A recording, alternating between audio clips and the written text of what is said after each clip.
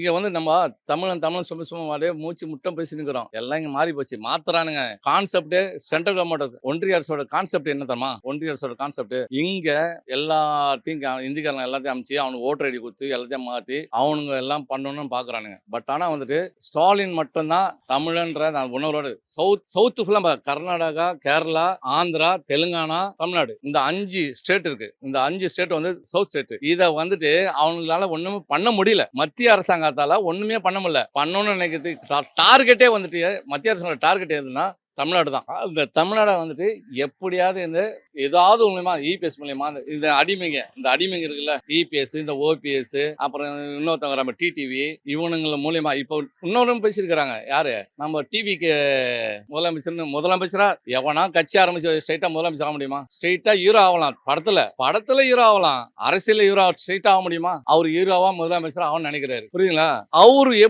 அவரையும் டார்கெட் பண்றாங்க. இதெல்லாம் வந்து ஒன்று சேர்த்து இவங்களாம் நம்ம திமுக டாமினேட் பண்ணணும், காலி பண்ணணும் தான் இவங்களோட கனவு. எதுக்கு காலி பண்றீங்க? நல்லா தானே அரசியல் போயிட்டு இருக்கு. எல்லாம் நல்லா பண்ணிட்டு இருக்காரு. எல்லாம் என்ன செய்யல உங்களுக்கு?